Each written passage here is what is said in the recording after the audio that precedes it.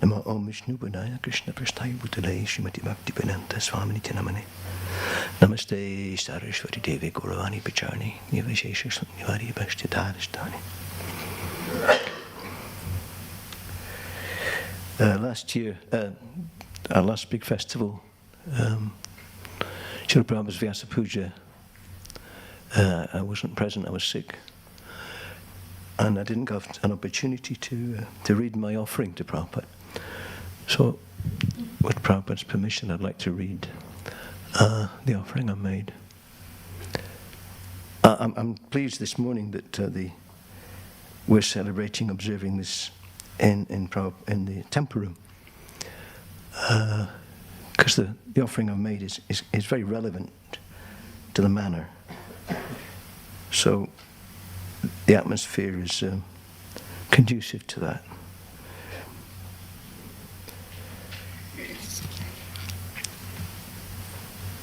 So this is a bit of a trip down memory lane. How many of you were present at the installation of Radha Gokulananda back in 73? One? Just one? Wow. Time flies, doesn't it? Yeah. So it's called, this is an offering, it's called Your Lotus Feet. One green and very pleasant English summer, you sit upon a golden Vyasasan and speak at length about the iron age of Kali Yuga as revealed within the pages of the Srimad Bhagavatam. Don't take your birth again in Kali Yuga, you warn us, each and every one who's gathered there, while I, complacent fool, think temple life is altogether pleasant. Why should I worry? I have no plans to leave or live elsewhere. Every day a festival of new adventure. Your morning class, prasadam, artwork, service, harinam, preparing for their lordship's installation, construction of your scratch-built Vyasasan, association with your growing family of devotees, eager souls from each and every walk of life, idealist, hippie, plumber, artist, soldier, carpenter, musician. Your pioneering spirit calls the world to come and join you in your fight. The japa walks with you on peaceful summer mornings. You're striding briskly down the winding English country lane. The dusty path across the fields towards the village that bring us back to new Gokula again. The gravitas and halo of your presence, the all-embracing mercy that you share, your smile and glance that only hint at your compassion, your never-ending sacrifice that saves us from despair. The joy to see you dance in jubilation along the crowded Rath Yatra route with arms raised to the skies. And then again, at Radha Gokulananda's installation, ecstatic circumambulation as you lead our dance of jubilant surprise. You're sitting daily on your saffron cushion to spend an hour each afternoon upon the manor lawn, an eager gathering of mothers, children, and disciples, establishing your legacy for both the living and unborn. Receiving daily eager guests who've come to meet you, politician, pop star, journalist, or local cop, scholar, teacher, sportsman, poet, religionist, or writer. Your role as Lord Chaitanya's envoy never stops. Reel-to-reel recordings for transcription catch your treasured words for generations yet to come, along with film of your expressive interactions, those precious images through which so many hearts and minds are one. Your rising early in the dark and chill of every morning, your dedication to the mammoth task at hand, to inundate the world with Krishna Bhakti, in keeping with your Guru Maharaj's grave command. Hour by hour, and week by week, your loving labour, year on year around the clock, you daily strive to propagate the timeless message that alone will save us and spread your Hare Krishna mission far and wide. You travel tirelessly to capitals and continents. Full 14 times around the globe you fly. Yet jet lag never seems to dull your glowing countenance. And all the while, the titles in your book trust multiply. How many of your books, now scattered in their 100 millions, still wait to be discovered in some library or long-forgotten shelf? Your words of ecstasy and pure devotion reveal the long-forgotten science of the self. Your books to help a broken world return to Krishna and heal the empty heart of all mankind reveal the root of every starving soul's existence is fully nourished when we simply serve the most sublime, the Lord of all, of whom we are each eternal part and parcel. You showed us by example how to glorify and serve, that seeing him in everyone and everything around us, the seeds of love we might awaken and preserve. The love we seek outside is dormant deep within us until we hear your urgent call to waken from our sleep. The lifeline of your timeless, ever-fresh instructions, which alone illuminate the shelter of your lotus feet. Your lotus feet are only refuge in the times of darkest disappointment. Your lotus feet are only haven in a world of never-ending change. Your lotus feet are only rescue from the sinking sands of ego-filled enjoyment. Your lotus feet are only shelter as we beg to chant Lord Krishna's holy name. Your lotus feet, the only antidote to self-deluded independence. Your lotus feet, the only medicine to cure us from samsara's cruel dance. Your lotus feet, eternal gateway for the blessings of transcendence. Your lotus feet, the key to capture Nityananda's loving glance. Your lotus feet, the only beacon for the leaders who'd guide others on their sacred journey. Your lotus feet, via sound vibration, picture, murti, printed book, or spoken word. Your lotus feet, you freely offer all who'd come to you without pretension, pride, or envy. Your lotus feet, the cynosure of hope and reconciliation in a world that seems progressively absurd. Fast forward now, and 50 years have slipped away so quickly, and many waves have come and gone upon the tides of time. The world is changing far faster than we care to know it. A stern reminder we must daily strive to hold the line and pray to follow each of your sublime instructions, our only lifeline to protect us from the weight of Maya's chains. Another chance to catch a taste of life's perfection and not take birth in Kali Yuga again. Instead, to serve your lotus feet in separation and facilitate your mission in whatever way we can. Chaitanya's blessing, chanting, dancing, feasting, the Yuga Dharma's philosophy of Harinam. And then, as time unfolds, Vanashram Dharma, the villages where Devic souls will take their human birth, our children's children to roam the world like fearless tigers, establishing the Yuga Dharma across the earth, when every saintly soul will sing your glories, uniting all the Vaishnavas around the world, when presidents and kings will hear the stories of how you changed the hearts of countless boys and girls.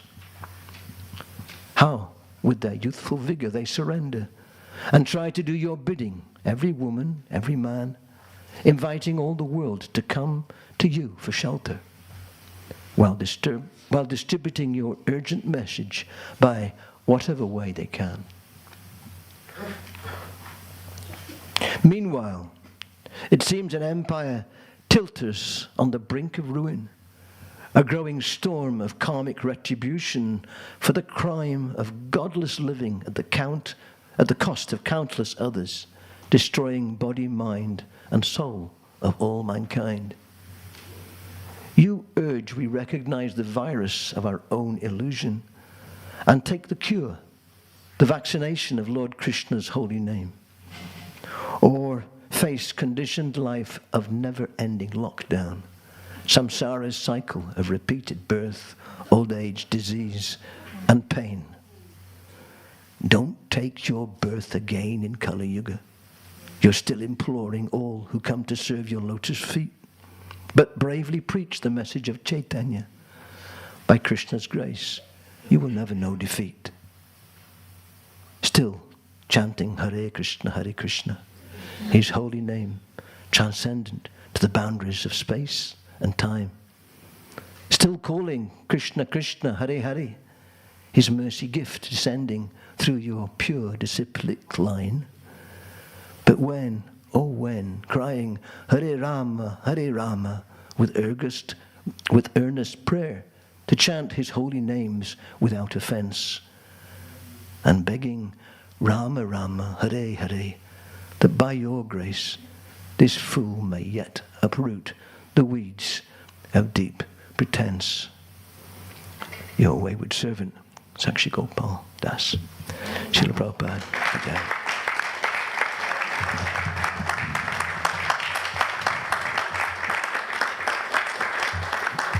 Thank you, Sakshi.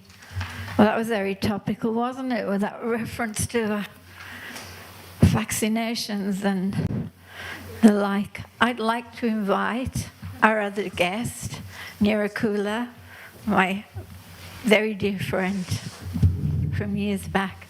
And the ladies have been asked if they could also go by that microphone, because apparently something to do with the cameras and being seen. So as the ladies go, if they can go to that mic as well, please. Kishore, can you go after Nirakula, please? Thanks.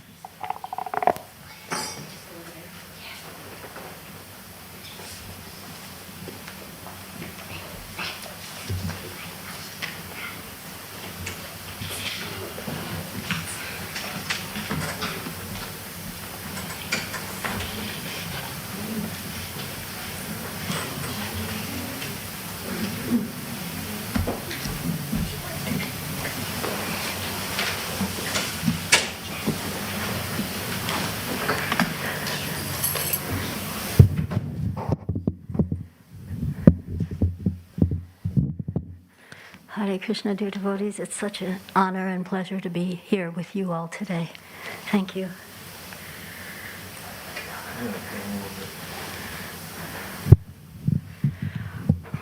Nama Om Vishnupadaya Krishna Prastaya Bhutale Srimati Bhaktivedanta Swaminiti Namane Namaste Saraswati Deve Gaurvani Bhucharane Nirvishesha Shunyavadi Pastyatya Disatarane. The date, November 14th, 1977, the day of Srila Prabhupada's departure, is etched in the hearts of his devotees for all time. And though most of us were not present in his room in Vrindavan on that day, we are familiar with the scene. We know that Srila Prabhupada was translating Srimad Bhagavatam in his last days and hours, and that his loving devotees surrounded him, chanting, praying, and massaging his head and feet. When I saw the video or pictures from those final days, I could see how, till the very end of his manifest pastimes, Srila Prabhupada was always very loving, patient, and tolerant with us. Much has happened since that day 44 years ago, when he departed from this mortal plane. As a society and as individuals, we have passed through numerous challenges, disappointments, and adversities. We have learned much, perhaps most importantly, that he has not left us, that he really does live forever in his instructions and books, and that by cooperating, we can not only maintain, but grow this living organism, ISKCON, the vehicle by which we can spread Krishna consciousness in every town and village. As he told us shortly before he departed, quote, "If I depart, there is no cause for lamentation. I will always be with you through my books and my orders. I will always remain with you in that way." End quote. And most of us also know that Srila Prabhupada said, "There is nothing new to be said. Whatever I had to say, I have already said in my books. Now you must all try to understand it and continue with your endeavors." End quote.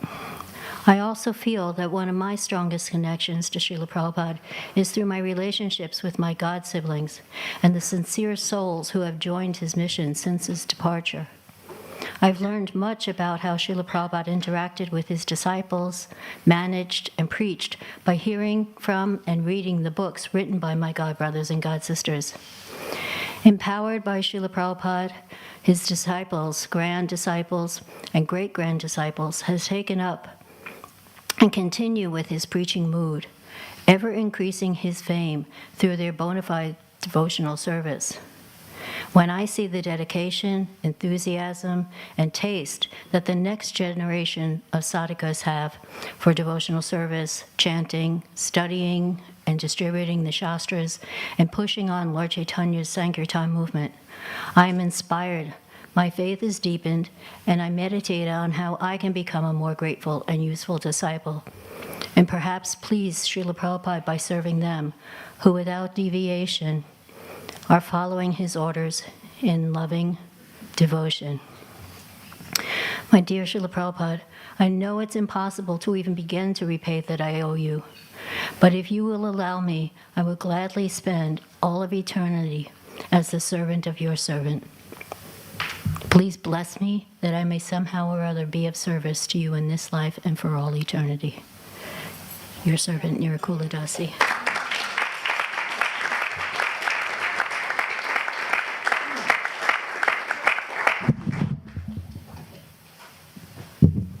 Thank you. That was very beautiful.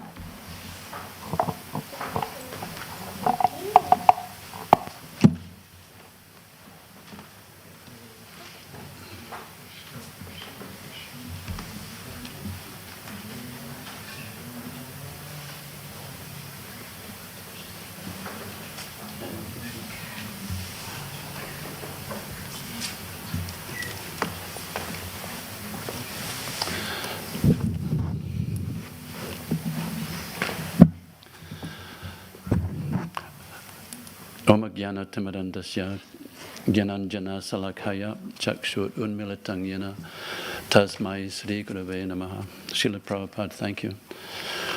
I offer my respectful obeisances unto you, to your lotus feet, and thank you for kindly forcing open my eyes, which were darkened by ignorance with the torch of knowledge. I'm going to read a letter that Srila Prabhupada wrote to me in 1972. I treasure it. I have a couple of other letters, but I knew that coming here today I would be very nervous. This is the first time I've been in this room since lockdown, so it's got to be a couple of years now that I've sat in this room with other Vaishnavas, and it feels overwhelming. And I've moved away from the manor now, from nearby, and I'm 3 hours drive away now. And I feel very lonely. I miss the devotees, I miss the association, and I've had a lot of time for introspection. And it's not always comfortable. And it's letters like this that remind me of the grace of Srila Prabhupada. Srila Prabhupada, if he could write a letter like this to me, it means that he would also write a letter to all of you like this. One of Prabhupada's qualities was that he saw us all individually, and he recognized all the potential that we had to serve Krishna. And he was never afraid to reach out, even in the form of personally handwritten letters, to remind us how he felt about what little service we all had to render in his service. So if I could read this, I'd be very pleased.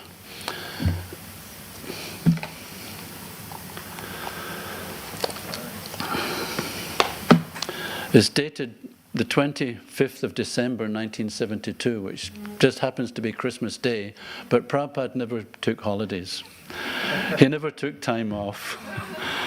Even on Christmas Day, he was thinking about this young 21-year-old spaced out brahmachari in Edinburgh, in Scotland. My dear Kishore, please accept my blessings. I am in due receipt of your letter from Edinburgh dated December 1972. And I am so much pleased to hear from you again. Actually, I liked that place, Scotland, very much when I was there last time. And especially I saw that the Scotsmen were very much inclined towards our preaching. But the weather was for me unbearable.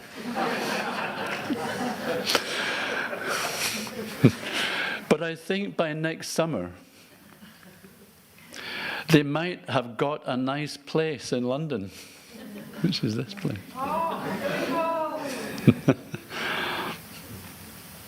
And because it is a little warmer there, I may go and stay sometime in London. And if there is opportunity, I shall see Scotland Temple also. I am very glad to note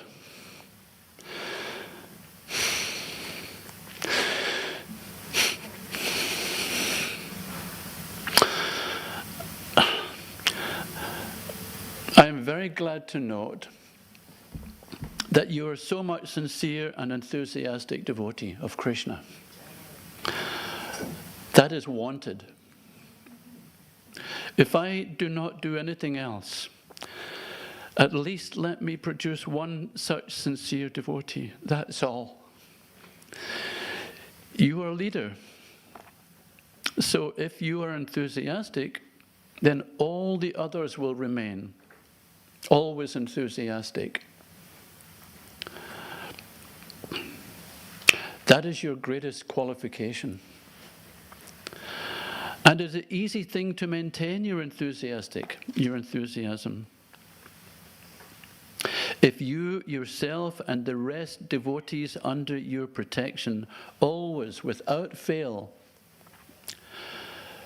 chant minimum 16 rounds daily.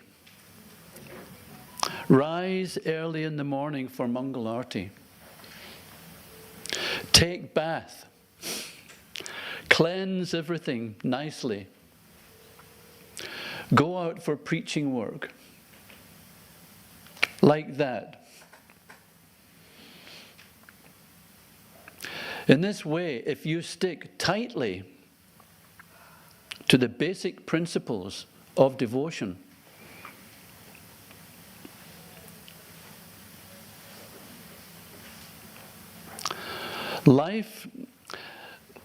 in this way, if you stick tightly to the basic principles of devotional life as chalked out for us by our great predecessors, then always you will be feeling transcendental ecstasy of enthusiasm. That is Krishna consciousness. It is very simple. And he goes on to say, yes, I have seen the press article sent by yourself and Ribhadanandan. I am very grateful to Ribhadanandan also for giving you all nice boys and girls the right instruction. Not many of you will remember Ribhadanandan. Yeah. Ribhadanandan was like a rock in Edinburgh because we were all youngsters running around trying to do our best for Prabhupada, and we needed grounding. So for some time, Prabhupada, he sent him there to provide some grounding and to help us become serious. He was a serious devotee and a great preacher. I can understand that it may be sometimes difficult by material consideration for our preaching work there. I could not bear so much cold, even in August.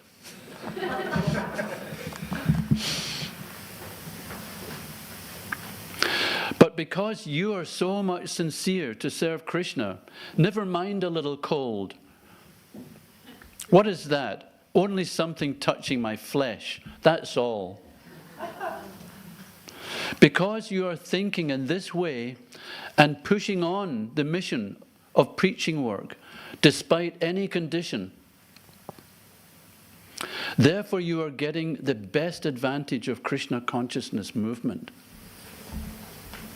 Because you have worked so hard for Krishna, making all sacrifice without any personal, selfish motive. This is all the devotees. Therefore, you are making such nice advancement in spiritual life. Thank you very much for helping me in this preaching work. May Krishna bless you more and more. Hoping this meets you in good health. Your ever well-wisher, A.C. Bhaktivedanta Swami Prabhupada.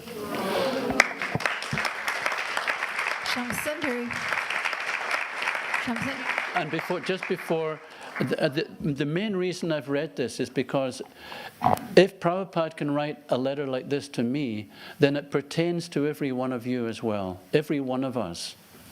Because I always thought to myself, who am I?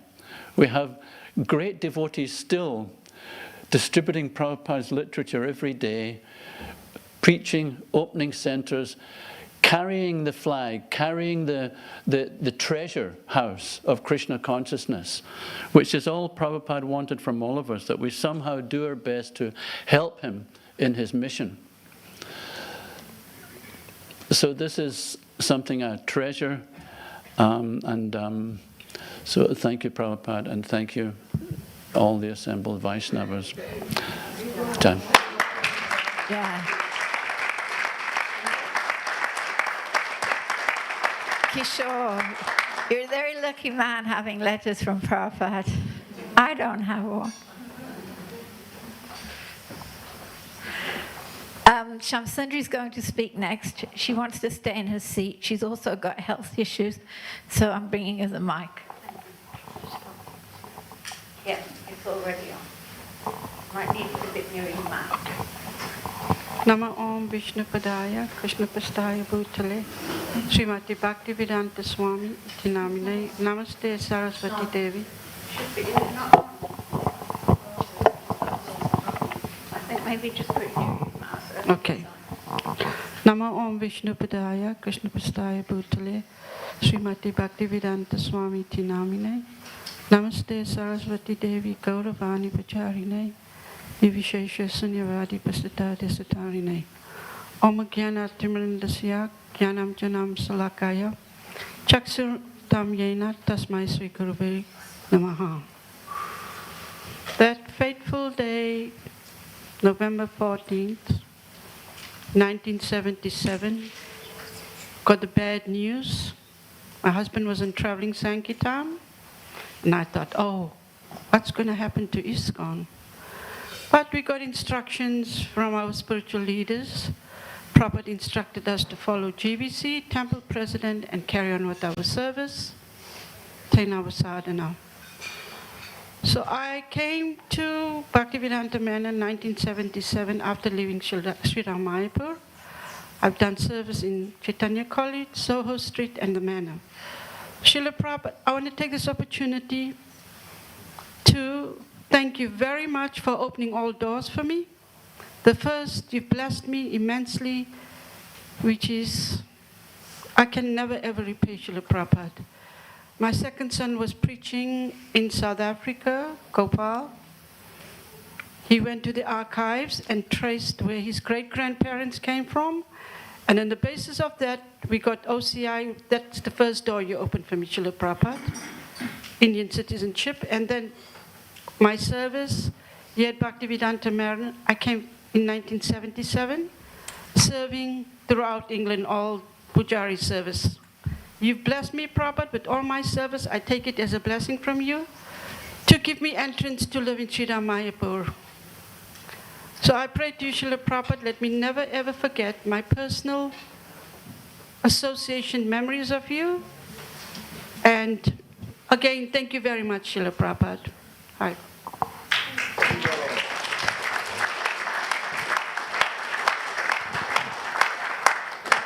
Thank you, Shamsundari. Next, Janaki is going to speak. She's going over there. Has Sambanath returned? No Sambanath? Not yet. He said he would try for 10:30. Oh, okay. I'm getting a bit thin on the Prabhupada men devotees. Very thin. In fact, I've run out. Hare Krishna. Om Agyanit Mirandasya Gyananjana Shalakaya Chakshoram Militam Yena Tasmai Shri Gurave Namaha.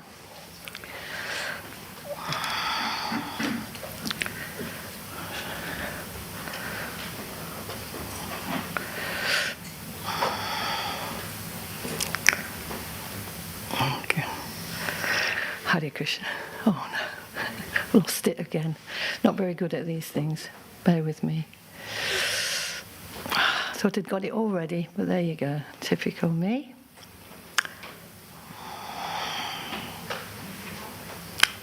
Okay.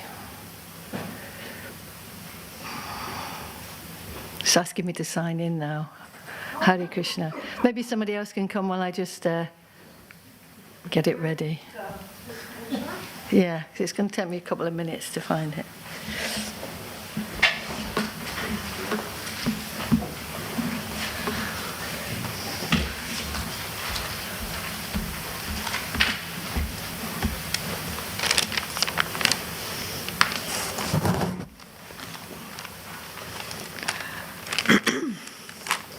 Dear Srila Prabhupada, please accept my most humble obeisances. All glories to you, all glories to your lotus feet.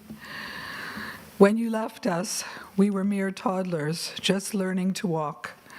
We stood up, we stumbled, we learned by the school of hard knocks. There were many bruises, casualties, and much pain. You wanted us to grow up, to take responsibility, and learn from our mistakes. You said that you had given us everything. It was all in your books, your lectures, your walks and talks. You gave your everything to bring us to this point. Sometimes, in pain of separation, we could not hear your voice or recall your repeated instructions. And once we stood on our own 2 feet, we became a little too confident, and through pride and bewilderment, many lost their way. Now, almost 44 years on, and 125 years since you descended on this planet, we are finally more grounded and stable. The fact is, you have never left us, but you have always been there to catch us. Srila Prabhupada, we want to be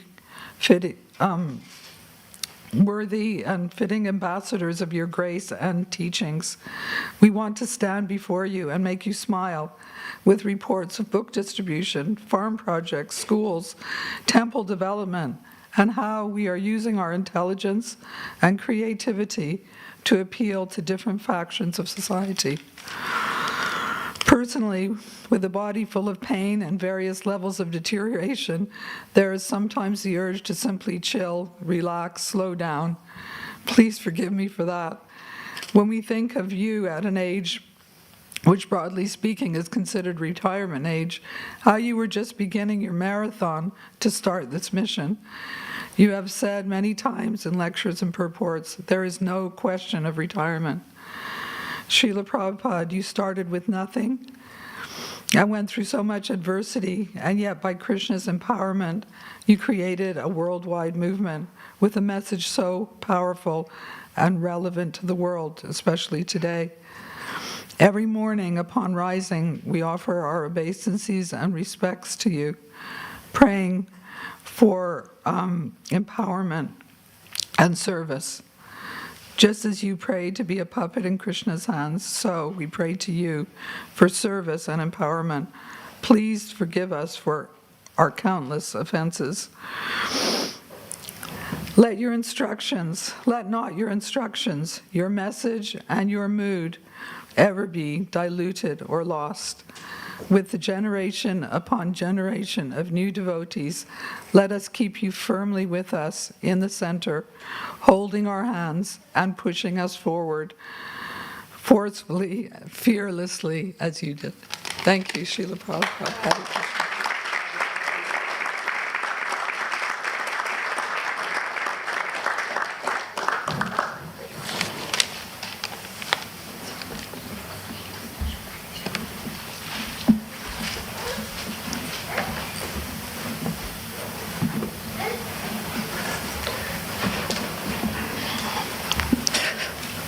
Nama Om Vishnu Padaya Krishna Prasthaya Bhutale Srimati Bhaktivedanta Swami Niti Namine Namaste Saraswati Devi Gauravani Pracharine Nivishesha Shunyavadi Paschatya Deshatarine.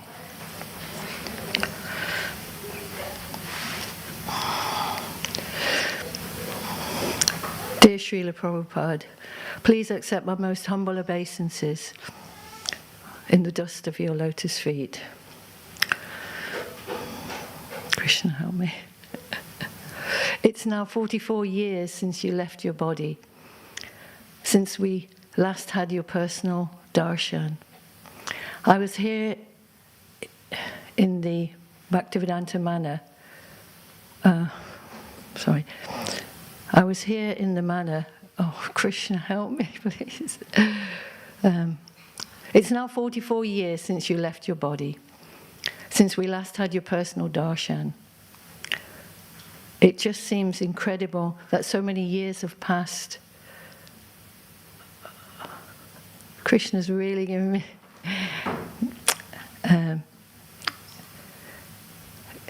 it's all messed up here. When you graced us with your presence on your last visit in England in 1977, we were shocked to see your emaciated form, gaunt, wearing dark glasses to protect your eyes from the glare of the lights, silent, grave, but totally focused in devotion to your beloved Lord Sri Krishna and his eternal consort, Srimati Radharani. Even though we had heard your health was not so good, and we had been praying daily, my dear Lord Krishna, if you so desire, please save Srila Prabhupada. Somehow we never thought you would actually leave us. And of course, in one sense, you never did. Although your soul left this mortal coil, left our material vision, still, throughout these years, we have always felt your benevolent presence, guiding us, sheltering us, leading us ever forward in our spiritual journey. How else could we have maintained our lives? We owe you everything, Srila Prabhupada. You picked us up from our bewildered state, wandering aimlessly around the globe, not realizing we were on the fast track to hell. You are our good fortune. You have bestowed upon us the greatest gift imaginable, the opportunity to purify our lives and engage in devotional service, to become free from the endless cycle of birth and death in this material realm and return to our constitutional position as eternal servants of Krishna in divine loving relationship with the Supreme Lord. This is only possible by your mercy upon us. I began my journey in Krishna consciousness here at Bhaktivedanta Manor. I find it very inspiring to see so many sincere devotees taking up the baton, serving you with dedication, taking care of and developing this special place, this holy place of pilgrimage where you came and placed your lotus feet. By serving the lotus feet of pure devotees, great service is done. You took the message of your Guru Maharaj to heart, and on his order came and preached the message of Gauranga Mahaprabhu in the West. You are fulfilling the prophecy of Chaitanya Mahaprabhu by making the holy name of Krishna resound throughout the world in every town and village. Any good qualities we may have, all of our good fortune, is simply due to your kindness and mercy upon us. We recite in the Aparada Shuddhi the prayers for forgiveness of offences. Today, we offer those prayers to you, Srila Prabhupada. Whatever inauspicious things I have done, out of ignorance or unknowingly, please forgive that and accept me as your insignificant servant. Let my normal condition be service. Let my movement be holy pilgrimage. Let my thought be remembrance of you. Let my words be glorification of you. O Srila Prabhupada, let my activities with my whole mind, body and soul be engaged in your service. Please bless us that we may work cooperatively together to serve you and assist you in your mission to make Krishna consciousness more and more accessible to all. This is a true panacea for mankind, and indeed for every living entity. Your Bhaktivedanta purports are the lifeblood that sustains this movement. You have urged us to scrutinizingly study your amazing books and share this wisdom and clarity with others. ISKCON has come far, but there is still so much more to be done to serve you, Srila Prabhupada. You have taught us that simple living and high thinking is the maxim for us to live by. You want us to develop farm communities, to show a practical example how to do this, to grow our own food, to establish Brahminical culture, and to protect cows. Please guide us so that we can be instrumental in developing this next phase of your vision. Without your guidance and protection, we remain lost in this den-stock age of Kali Yuga. Jagat Guru Srila Prabhupada Ki Jai. Hare Krishna. Sambanas Prabhu. Sambanas Prabhu. Sambanas Prabhu, would you like to go up, please? Not yet. Not yet. Okay, then I'll go up. Can you go after me? Sorry? Okay.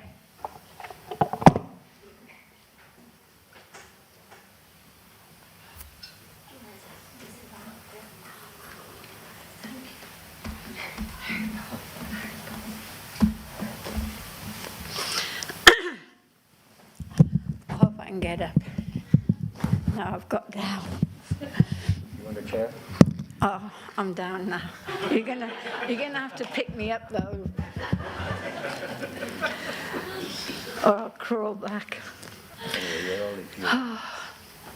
Well, when I said there were 4 of us in the room who live in this yatra, Vishaka Prabhu was one, Vishwadevi, who's probably upstairs in Prabhupada's room, was another, Vishwambhar's wife, Jagannath Ishwari, she's not coming. She's not well. She's not well. She was there and I was there. So I've just jotted down some of my memories of that day. Well, it's not really a jot. And I'm old-fashioned, it's on paper.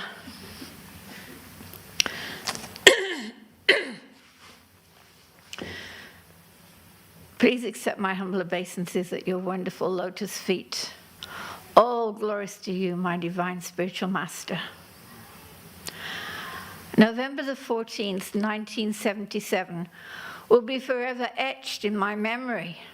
It was my 25th birthday, and having been brought up in the West, must admit I was in a bit of an enjoying mood, expecting a few presents, etc.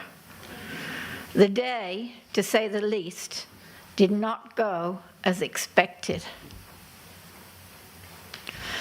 The mood changed when a crazy-eyed devotee wobbling on a bike arrived at my home in what is now the Goshala to announce that you, Srila Prabhupada, were leaving your body. He was sent to get my friend Vishalani's milk so it could be used to bathe your body after you left us. I always remember how Vishalani and I looked at one another without uttering a single word, locked our doors, and ran to the temple. Shocked doesn't come near describing the feelings of turmoil that made my blood run cold as we ran to the temple. Of course, when I look back on everything, all the signs that you were preparing to leave us were there. I mean, our major topic of conversation at that time was that was what you had eaten. It had been such a huge deal when the juicer had come from America, we thought, to save your life by nourishing you with fresh juices. I had seen for myself how frail your body was when you began your journey to America the last time. The car carrying you to Delhi had miraculously stopped in such a position that I was staring down at you and you were staring up at me. I was deeply shocked to see that your body was just skin on top of bones. But somehow it never occurred to me that you would actually leave us. Illusion is a powerful entity. So there I was, running to see you, unsure of what I would find. Your departure being reported as to be imminent. At your house, many devotees had already gathered and were surrounding your bed, singing in kirtan. It was revealed that the Ayurvedic doctor tending you had explained exactly what would happen to your body and even stated, almost prophetically, how long it would take. This was no false alarm. Prabhupada, you really were going to leave us. And so the day passed around your bed in the darshan room of your house in Vrindavan, the place you called home. Some devotees left to perform their service or other essentials. Many dared not leave. I did not want to lose a single second of this last opportunity I had to spend in your precious presence. The whole time I was mentally calculating the hours and then minutes of time left, according to the Kaviraj's prognosis, which turned out to be eerily predictive. I remember the devotees arriving from Delhi, so near to the time of your departure. I can still see the look of complete shock on Mohini Shakti's face. As the day had progressed, the kirtan changed in intensity as the time of your departure approached, until everybody was chanting in unity and nobody actually leading. And then, about 7:20 in the evening, surrounded by your frantically chanting devotees, your soul left your body and life changed forever.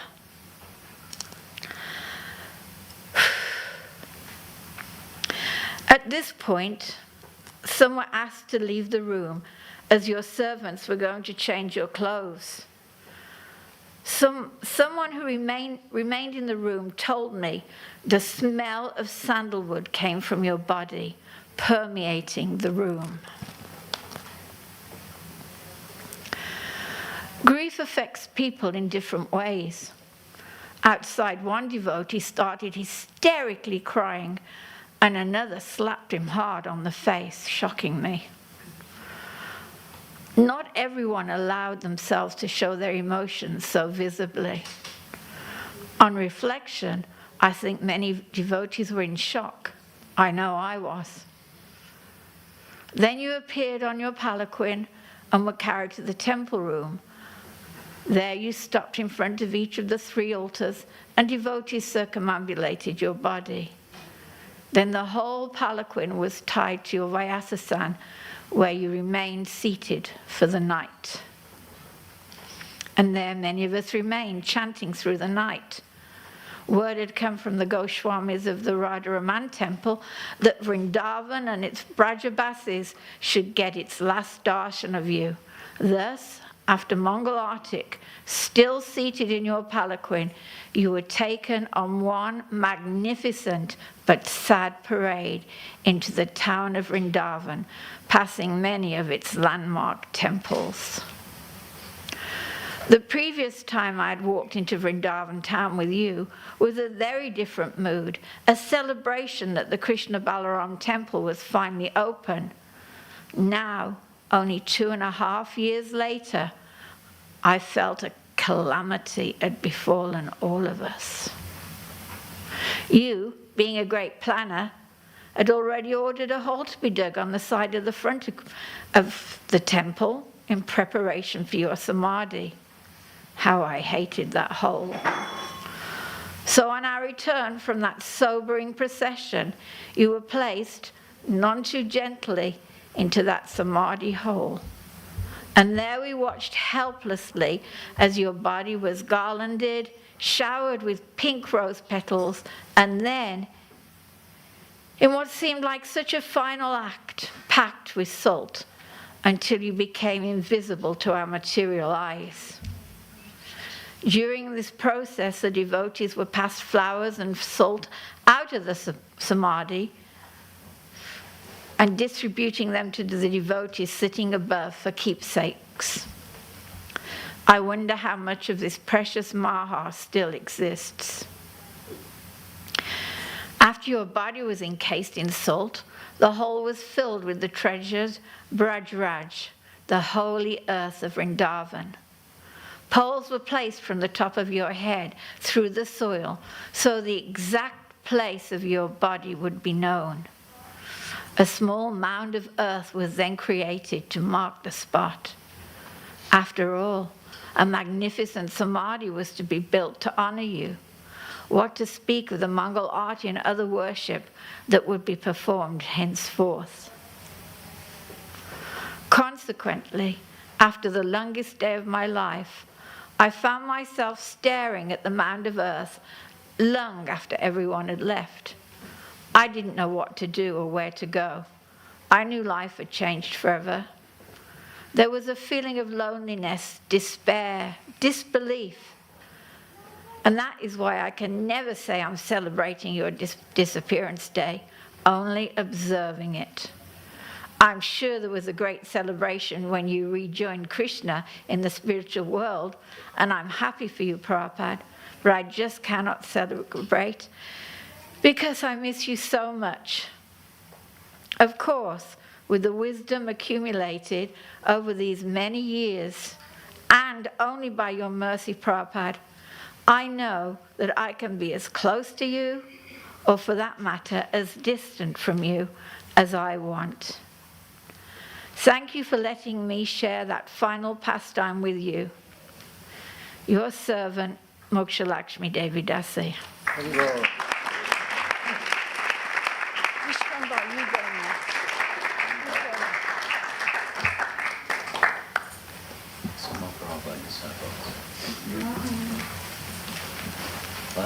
I'll ask. Are there any Prabhupada devotees in the room that want to come and give their offering? I think I've run out. Anyone? Is Vishva here now? Oh, Vishva. Samvanath said he wanted to go later. Is Vishva coming in?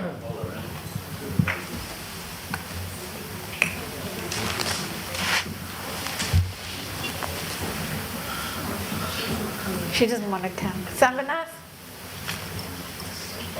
So you're going, oh, call her a minute. Okay.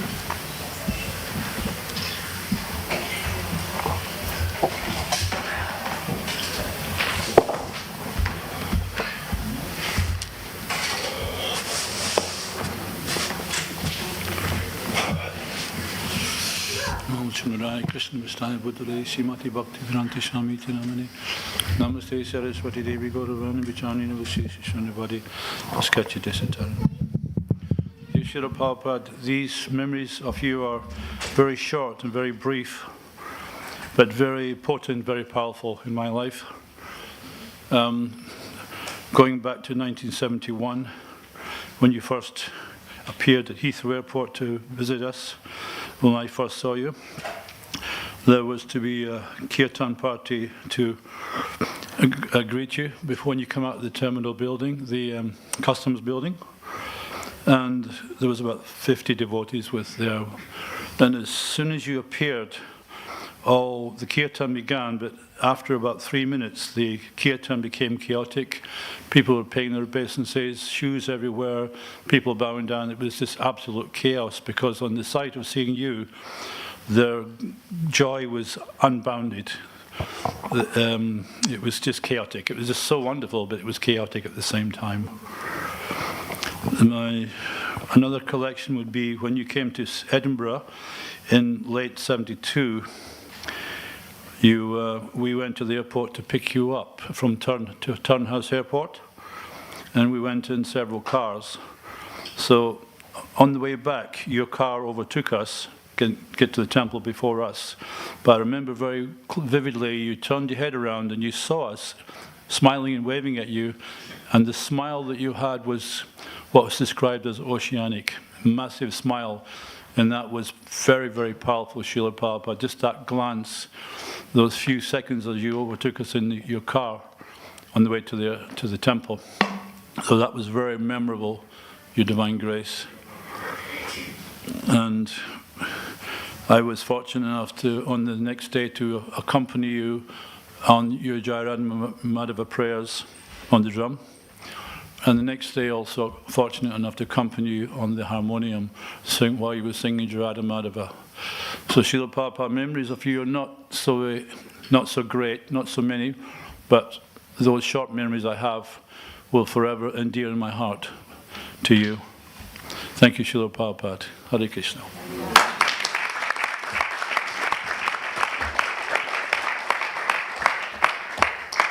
Has Sri Karma come back? No? Vishwambhar Prabhu, by the mic. Okay. Hare Krishna. Namo Vishnu Padaya Krishna Prasad Bhutale Srimati Bhaktivedanta Swamiti Namane Namaste Saraswati Devi Gauravani Pracharane Nirvishesha Shunyavadi Bhaskara Desatarane.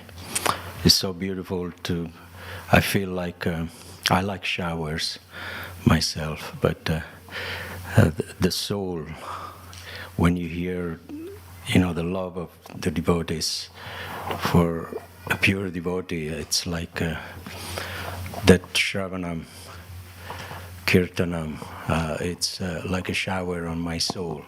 I have no direct relationship with the Srila Prabhupada, but my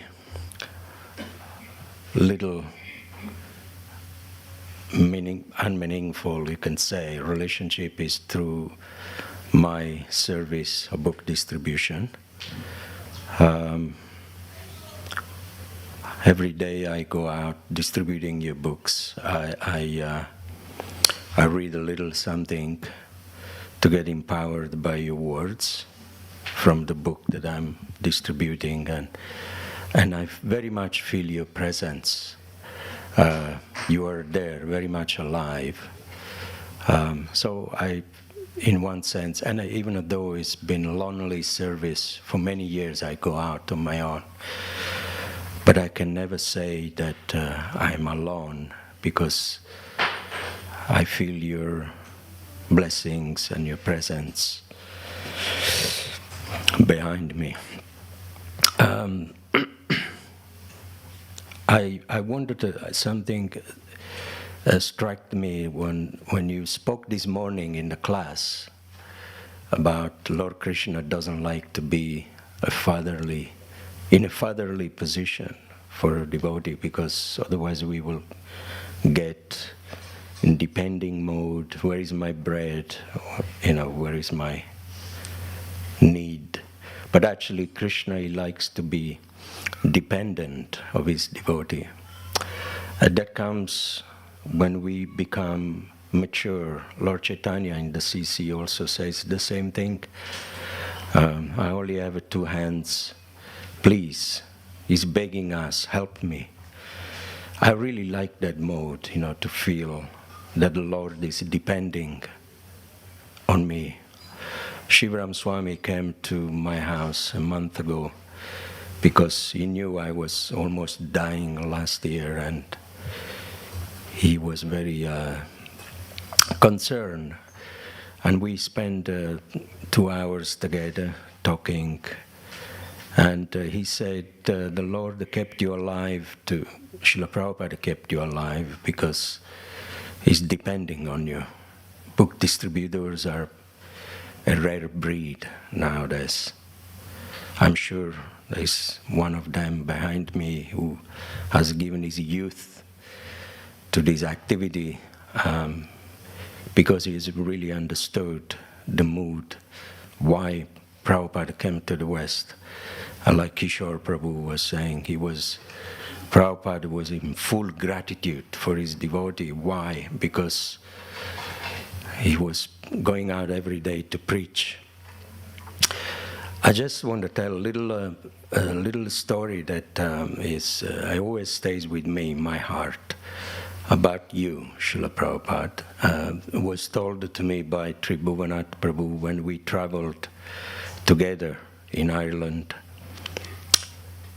And he shared this story with me, and we both cried together. It was very touching. Since that time, I understood that there is no liberal personality more than this person, Srila Prabhupada. There was an argument outside the door, Prabhupada's room.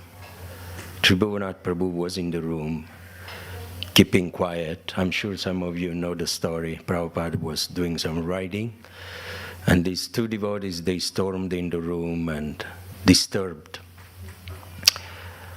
I think Ranchor was there as well. He was not one of I don't want to mention the names of the 2 devotees, but one of them got Prabhupada's attention, and he said, Prabhupada, is it true? He's been saying that you said that just by chanting Hare Krishna, it's enough to go back home, back to Godhead. Chanting Hare Krishna and following the 4 regulative principles.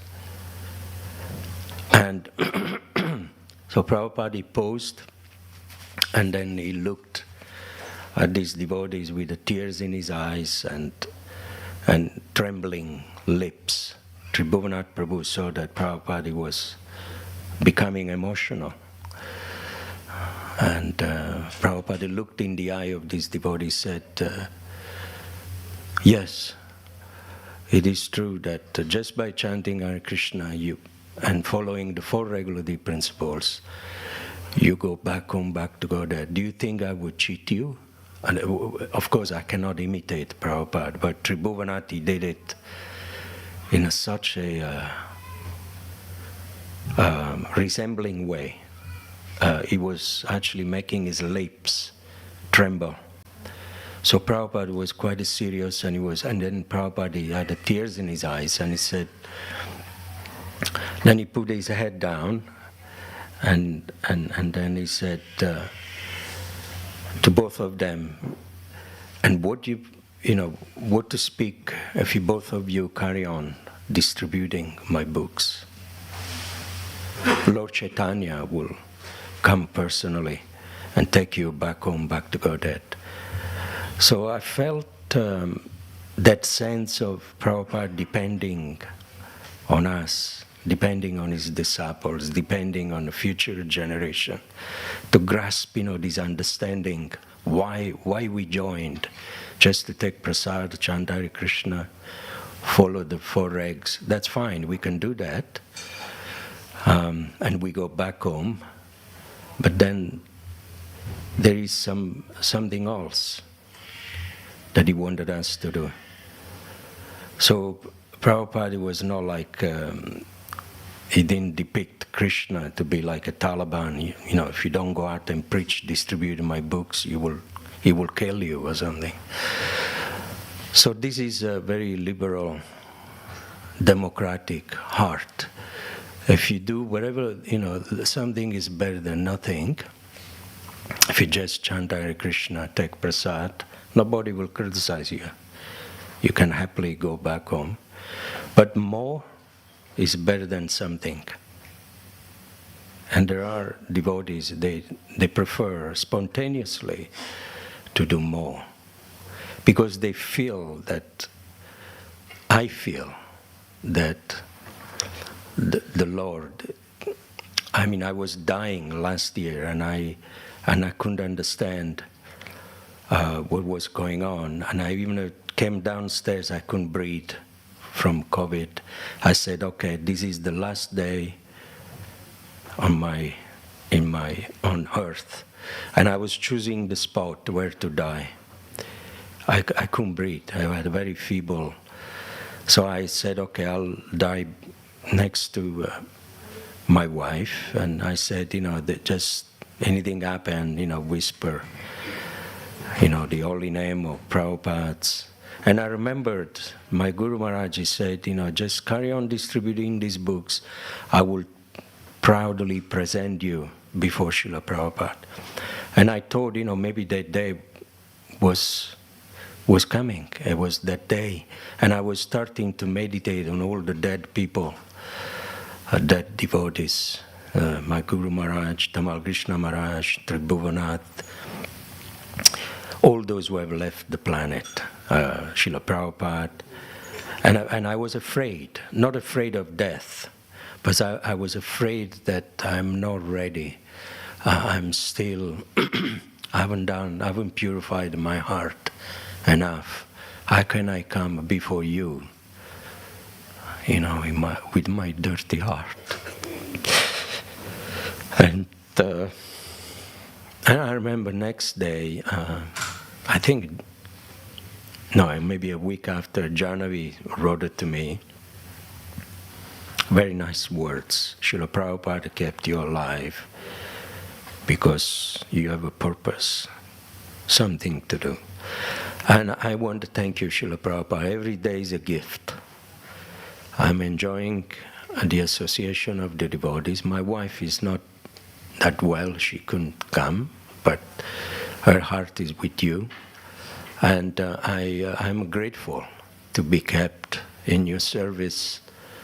And then no matter what, even if I go to hell, because I'm not ready and fully purified, please let me carry on distributing this love of God. Thank you. Srila Prabhupada, Hare Krishna.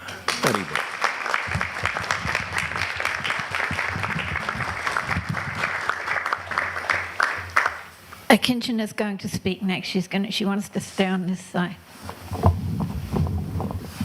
Hare Krishna. Dear Srila Prabhupada, please accept my humble obeisances. All glories to your lotus feet. When we speak of ambassadors, when we speak of your ambassadors, Srila Prabhupada, I never fail to remember my mum, as my mother Ramadevi, as one of your very good ambassadors. She not only did Sankirtan, worshipped Gaur-Nitai, worshipped a deity of yourself throughout her life, right until the very end. But she continuously bashed her head against rocks to turn her children, her 6 sons and her daughter-in-laws, her daughter and her son-in-law into good devotees. And she would often say to me, no matter what I do, I cannot get your brothers to take the devotional service. Some of them do. Some of them are chanting, but they're not serious enough. And I say to her, leave them to it, because they are grown adults. They will choose to do it in their own time, if they want to. But also, if they choose not to do it, you can't force it. You can't force them to take the Krishna consciousness. You can't force them to chant Hare Krishna.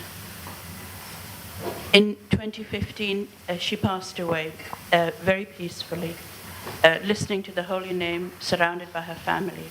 She said to me, my greatest fear in life is not dying. I'm ready for that. I am ready for the final stage, because I understand Srila Prabhupada has prepared me for the stage that we all have to go. But my fear is going without hearing the holy name. And she was very fortunate to be surrounded by the entire family chanting as she left her body. So she left it was in October 2015. And a few days later, it was your disappearance day, Srila Prabhupada. And I thought to myself, I just want to be at the temple. I want to be with the other devotees, and I want to celebrate this festival day, being in the association of devotees. No matter what arrangement I made 5 different arrangements, and they all failed. I couldn't get myself to the temple. So my brother said to me, you are planning to go to Srila Prabhupada's disappearance day to the temple, but Srila Prabhupada is here in his Murti form, in this very house. So maybe he doesn't want you to go there. Maybe he wants you to do a celebration here, honor him with all of us. And I thought, why not? A fantastic idea. So I rang my brothers and my sister-in-laws, and I said, tonight, we're going to bathe Srila Prabhupada, and we're going to offer him a feast, and we'll read from Lilamrita to honor the occasion of Srila Prabhupada's disappearance. And they all gathered. They all made preparations. My sister-in-laws made preparations. They made garlands for Srila Prabhupada, Abhishek ingredients, ghee, milk. And we had a celebration, and I thought to myself, I'm trying to reach so far to find Srila Prabhupada, but Srila Prabhupada is right here with me. I'm not looking close enough. Why am I looking so far?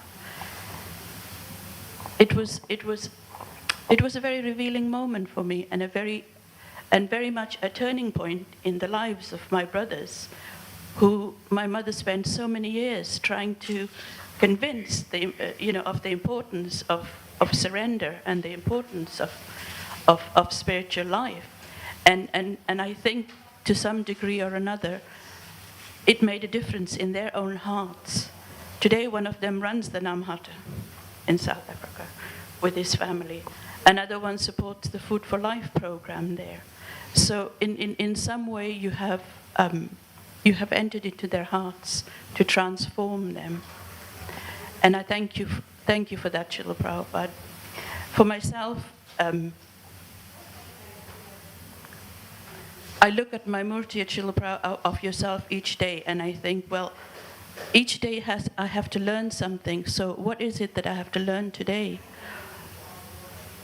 I offer my pranams before I go to work, but what is it? What is it I'm supposed to learn? I don't know. A couple of weeks ago, sometimes I come to the temple here at Bhaktivedanta Manor to Guru Puja and to deity greeting before going to work. So I came here one Monday, a fortnight ago, and while I sat in the temple room, the devotees set up for you to give class, Srila Prabhupada. When I turned around and I looked at the devotees, they were all looking at their phones, and I thought, this is just terrible. They're all on their phones while Srila Prabhupada is speaking. I don't believe it. This is just absolutely disastrous. Modern technology causes such a distraction. So I leaned over to the devotees sitting close to me, and I said, well, what are you looking at on your phone? She said, oh, this is the lecture that Srila Prabhupada is giving. And I thought, oh, wow. The silly one is me for making such a judgment. But the incredible thing was, after the class, I had listened to many, many classes of Srila Prabhupada's over the years. And then I found so much on YouTube that were just so much easier listening. So I moved away from listening to Srila Prabhupada to listening to, in quotes, the much easier listening, where I could understand things and hear words properly. But that Monday, when I came to the manor, that was a really interesting experience, because after Srila Prabhupada's class, one devotee moved forward and she said, "Oh, it's my day today." And I thought, "Oh, what does your day mean?" And and uh, and it was such an interesting phenomenon that unfolded in front of my very eyes, which I'd never experienced. She said, "Okay, so we've all been listening to the class. So if you had to give this class a title, what would you call it?"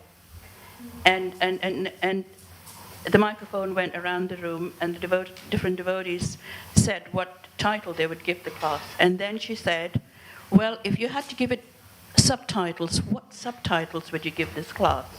So again, the devotees, I mean, it was just an absolutely incredible experience, because unless you were actively listening, you couldn't really answer her questions or give the subtitles in the way they did. So, I mean, I could go on about it, but I found that active listening to Srila Prabhupada's class and really dissecting it and understanding it or deliberating on the different points from the purport was a really good and a refreshing experience for me to start listening to Srila Prabhupada's classes again. And that gave me the taste to go back and start listening to Srila Prabhupada's classes. Srila Prabhupada Ki Jai.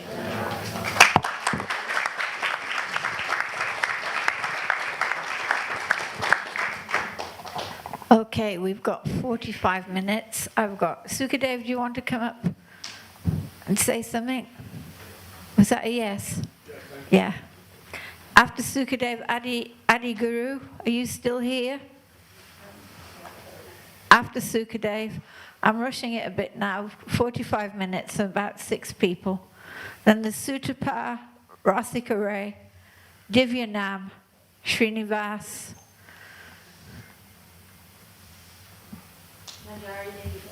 Manjari Devidasi.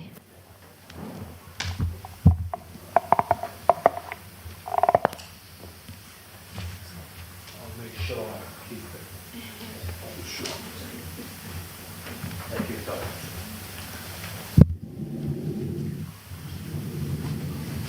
Hare Krishna, Om Jnana Tamam Dashaganam Shalakaya Chakshus. It was a funny day because that lady, she was doing the chamra.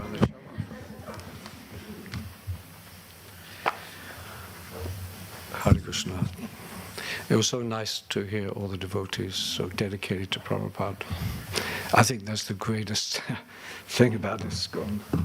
You early devotees, you're amazing.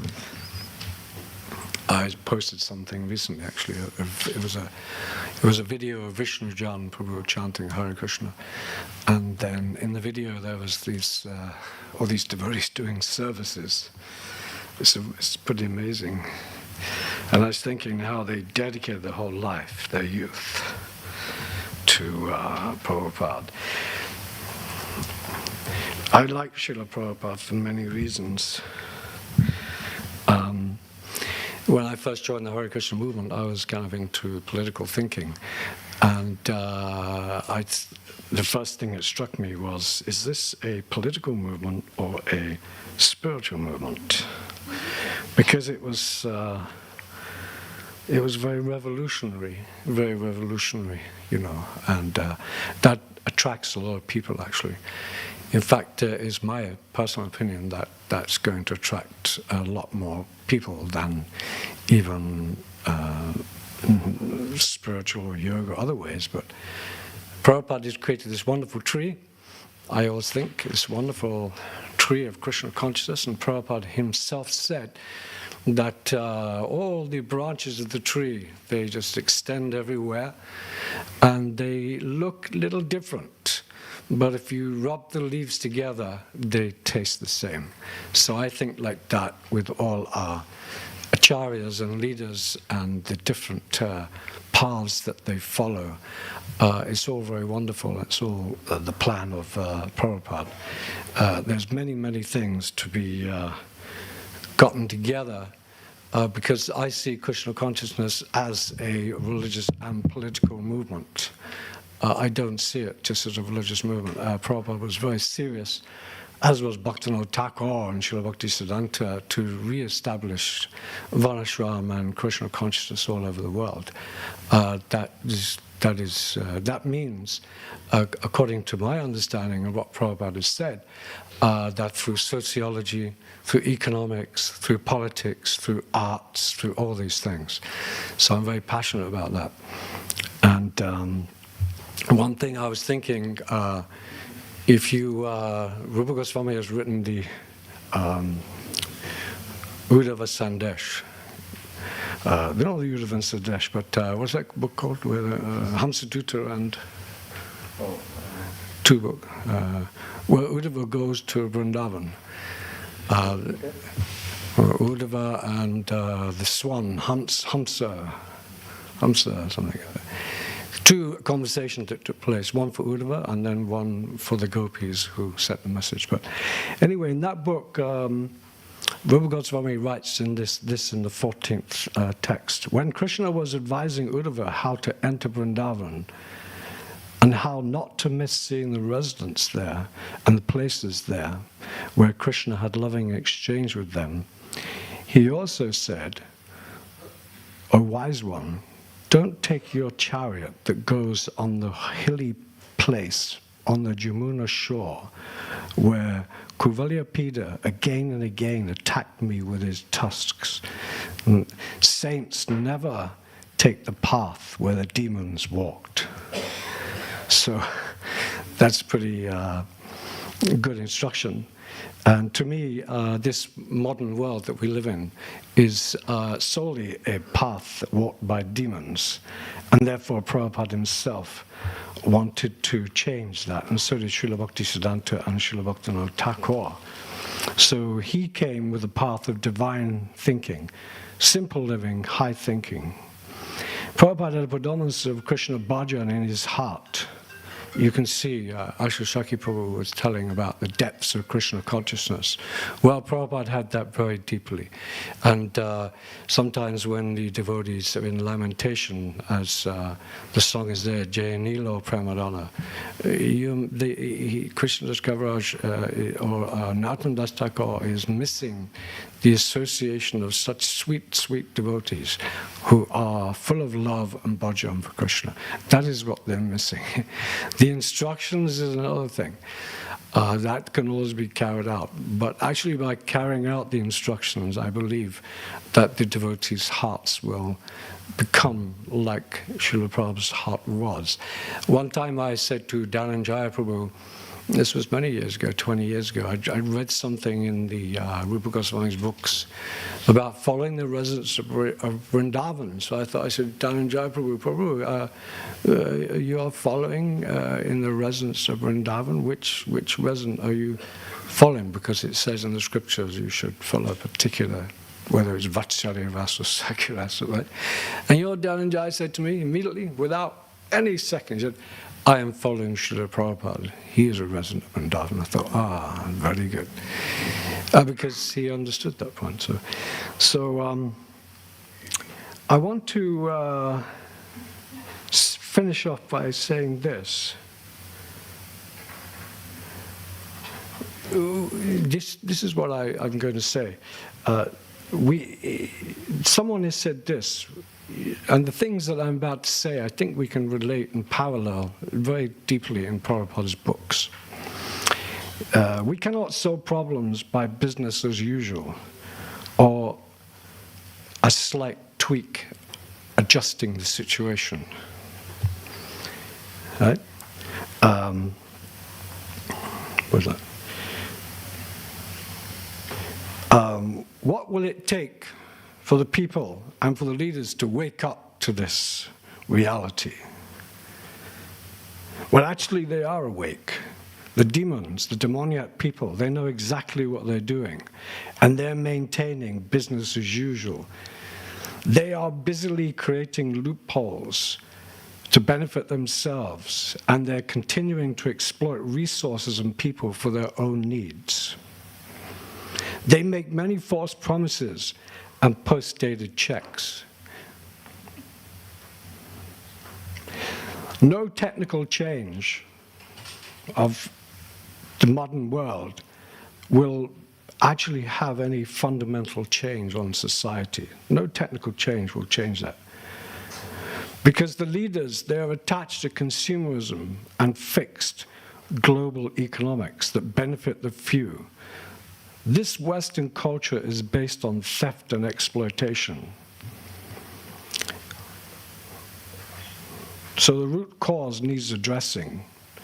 And the leaders of the world, they will not speak on these topics because they don't know these topics. Do we want a change, as Prabhupada is indicating, all our acharyas, or do we want business as usual? The eternal economic industrial growth on a finite planet. This is their plan. Eternal economic growth on a finite planet. This is just madness, madness. Prabhupada has said these things in his books. So this type of thinking is very interesting, and we should relate to this type of thinking, because Uddhava said to, Krishna said to Uddhava, don't walk on the path of the demons. So the Hare Krishna movement and all of us should not walk on the path of the demons. Don't follow their way of life. And unfortunately, like the monks of Iona in Scotland, they lived a very isolated life, and they thought they must come and preach. And when they came across into the mainland Britain, they become, after a time, they become overly influenced by Western thinking. So I'd like to reflect on I like Prabhupada's revolutionary mood, and I have a lot of faith in the things that he was saying. And I think that the Hare Krishna movement will eventually do everything that Prabhupada has said it would do. But we ourselves have to perhaps become as revolutionary as possible. The person saying all them things, by the way, was one of my Shiksha gurus, Greta Thunberg. People say, are you mad? No, she's speaking. What she's saying there, what I've just said, is what you'll find parallels in Prabhupada's book. She's a great revolutionarist, and her spirit and her strength, I think it's admirable. And maybe it's time for the Hare Krishna movement to wake up to some of these things. I'm sure some of us are already awake, but along with the book distribution, along with our Harinam Sankirtan, along with our entering into politics, along with our entering into economics, and understanding them thoroughly, we'll be able to change them.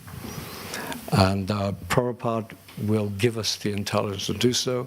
We will become his instruments. He will inspire us, and Krishna will help us in our hearts to thoroughly understand how crooked these demons really are and how their plans are working, and then we will be able to infiltrate them and destroy them by higher intellect. Jai Srila Prabhupada, Jagat Guru Seventai Balki.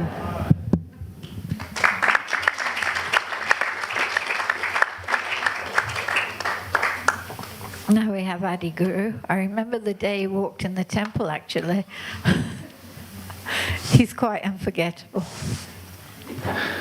So are you.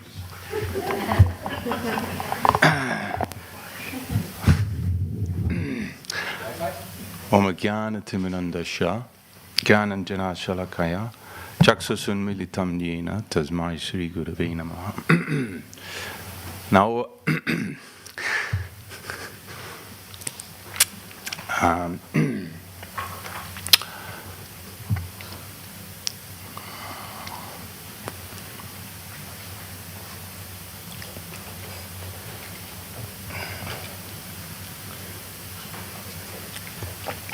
so this year, Srila Prabhupada, we've been doing Harinams in every tube station in London. We just go to one tube, get out, go around the local area, and then go back down. And it's like we're doing Harinam where nobody's ever been before, and people are amazed to see us, and we're distributing lots of books there, and it's wonderful. When I joined, Harinam was a special occasion, Saturday night, or sometimes the whole community would go for a day out in the buses with Akandadi. You remember that? We would go to Oxford or Cambridge. Kripamoy would lead wonderful Harinams. But now, Harinam's like, it's a thing. I mean, there's Harinam Ruchi. They're just going around the world doing Harinam. We have Harinam every Thursday, every Saturday daytime, every Saturday night. And so that's really wonderful. And it just shows that the Harinam is the main thing, and that, as far as I understood from Vaisheshika's book, is that you liked Harinam and book distribution together. So it didn't happen so much until the last 10 years, I think. It's really going on in Britain. And I just recently heard a story about Yamuna Devi. She once pleased Radharani. So Radharani said, I'll always carry a lotus flower to glorify Yamuna, in gratitude for this favor that you did for me. And the two deities in the world where Radharani is holding lotus flower is in London and Paris. And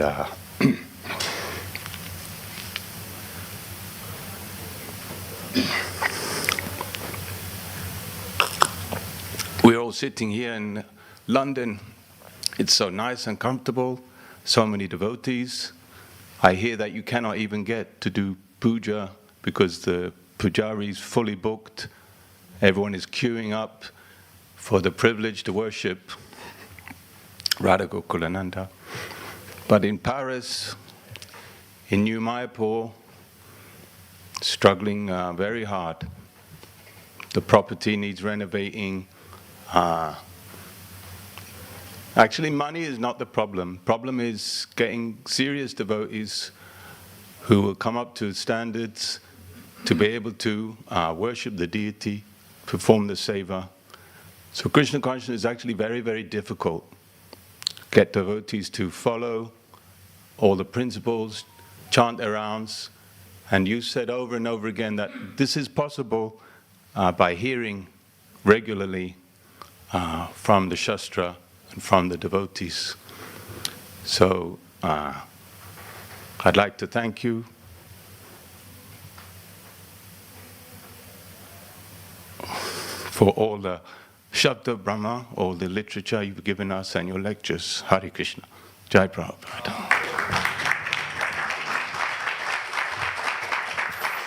Thank you, Srinivas. We're running out of time now, so we're going to have to keep it a bit more snappy. Adi Guru, you know that Harinam's my favourite. I would have been with you if it wasn't for this whole half-crippled business. You know I would.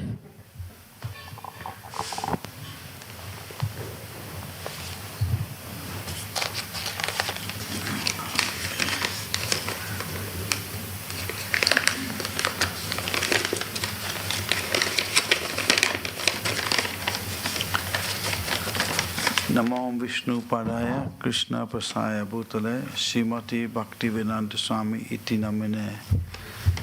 Dear Srila Prabhupada, the way you have shown how to practice Krishna consciousness by reading your books, chanting holy name, avoiding the 10 offenses, discussing the scriptures with devotees, coming for the festivals like Janmashtami, Gaur Purnima, etc., going on Harinam, Sankirtan, book distribution, going to Mayapur, Vrindavan every year or two. Also, through your Bhaktivedanta purpose, you are teaching us to avoid bad association, have good sadhana, keeping in association devotees and taking good association.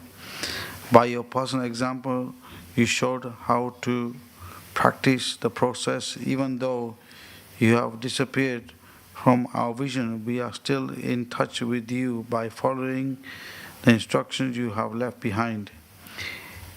In any institution, when the leader dies, it collapses. But we see how in ISKCON, even though you have left, our vision, the Krishna consciousness movement is growing. Srila Prabhupada, on this day, bless me that I can become an instrument in helping others become Krishna conscious.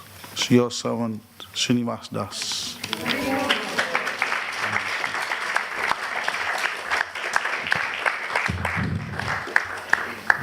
Next we have Krishna Dharma. I just want to say Srinivas has been here so long, if I don't see him when I come, it's like missing a piece of the furniture.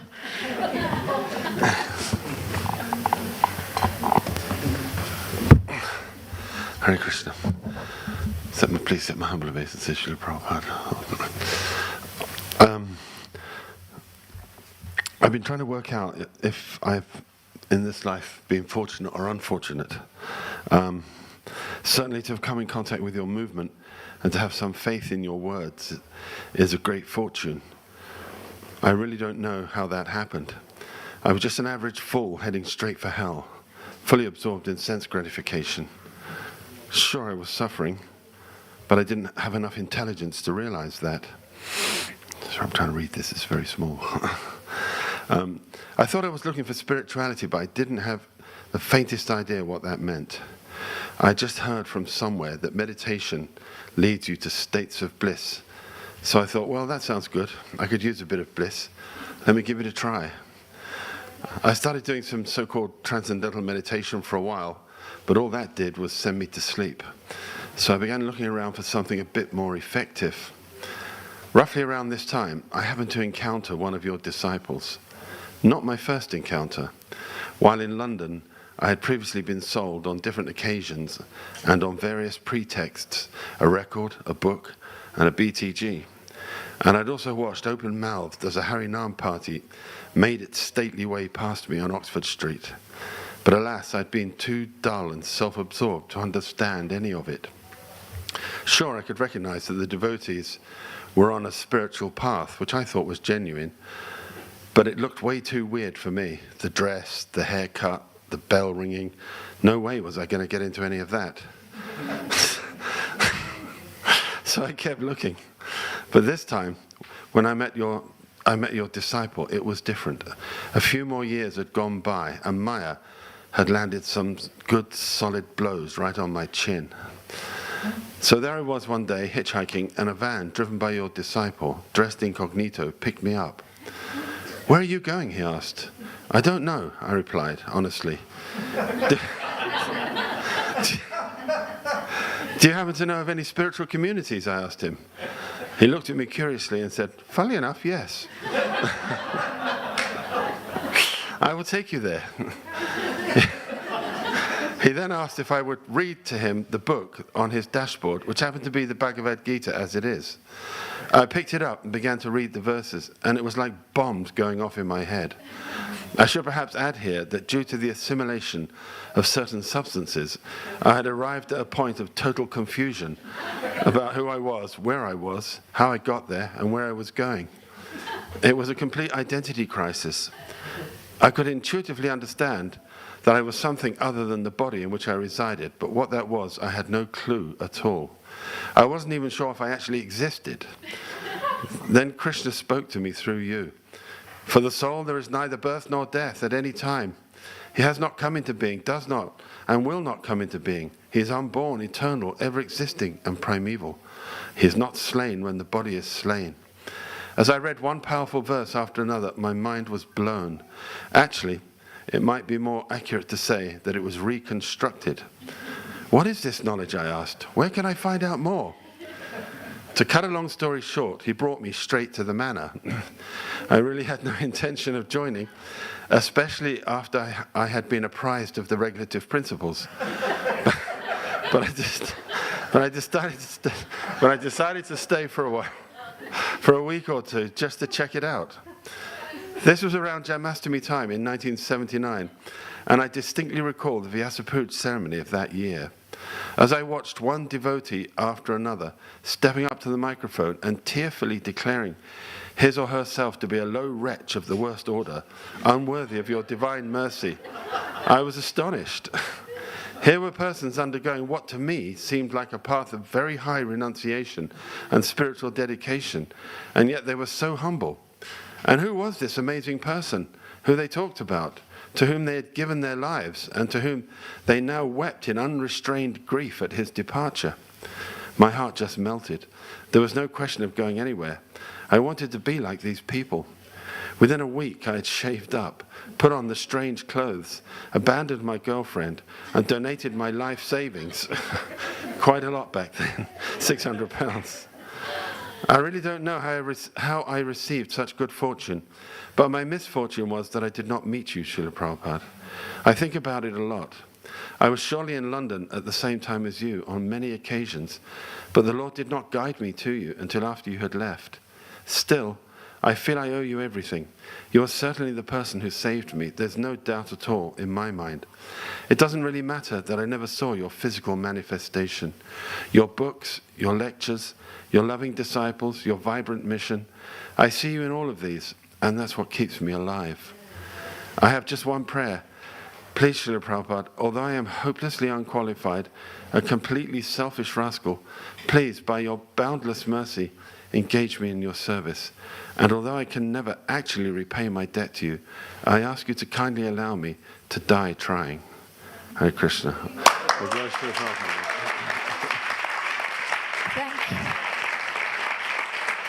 Thank you. Next, we have Rasika Ray, and after him, Divyanam. So if you can be ready, and keep an eye on the time. Stop fighting about which one's going first and do it. Okay, Rasika Rai Prabhu wants to go next, so go first. Thank you.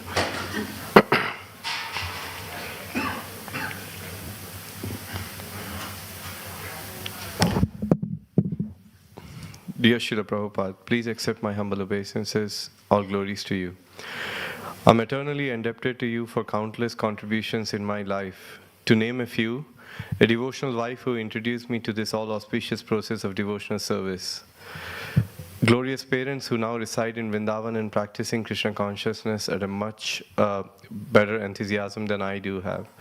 Krishna Prasad, which was and is the biggest attraction to stay alive for me in this sublime practice. Devotees who are true well-wisher of everyone. Holy name, which is the means of achieving love of Godhead. This beautiful temple, Bhaktivedanta Manor, and many others around the world.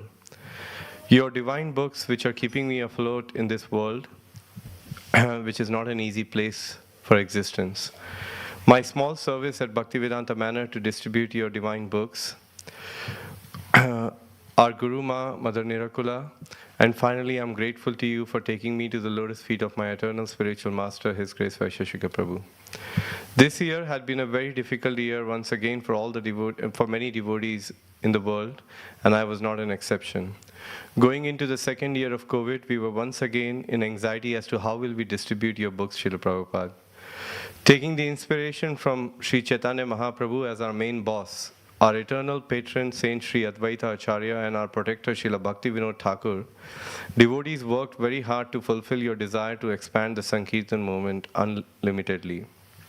I'm pleased to share with you, Srila Prabhupada, that not only we were able to distribute many books, but we broke all records in 2021 for distributing Chaitanya, especially for distributing Chaitanya Charitamrita and Srimad Bhagavatam set. This year, we distributed 245 Chaitanya Charitamrita sets against a goal of 150. We distributed 491 Srimad Bhagavatam sets against a goal of 400 sets of Bhagavatam during the Bhadra campaign. Sankirtan leaders from Bhaktivedanta Manor also helped reach out to the other European countries to bring them on board in the worldwide Bhadra campaign, which led to the distribution of over 1,600 Srimad Bhagavatam sets against a goal of 1,000 Srimad Bhagavatam sets for Europe. This is a true example of the empowerment which comes down when we cooperate with others in the spirit of serving your mission, Srila Prabhupada. Once I heard from my spiritual master that the service in separation from our Acharya is the best and the highest form of service. And we can feel that same connection and spirit when we are trying to serve you in some small way. This year, as we prepare for Christmas Marathon 2021, the team has come up with a goal of touching the hearts of at least 125,000 souls through 50,000 books, and to at least invite 125 such souls at Bhaktivedanta Manor for post-marathon retreat and workshops, which is about 1% of our our total goal towards reaching out 125,000 souls. If you so desire, then please bless us and empower us to fulfill this goal and many more in coming years. In conclusion, Srila Prabhupada, you wrote in a purport of Srimad Bhagavatam 7.14.39, Sri Chaitanya Mahaprabhu set a practical example in that he did not establish any temples or deities, but he profusely introduced the Sankirtan movement. Therefore, Krishna consciousness preachers should give more stress to the Sankirtan movement, especially by distributing transcendental literature more and more. This helps the Sankirtan movement. Whenever there is a possibility to worship the deity, we may establish many centers, but generally we should give more stress to the distribution of transcendental literature, for this will be more effective in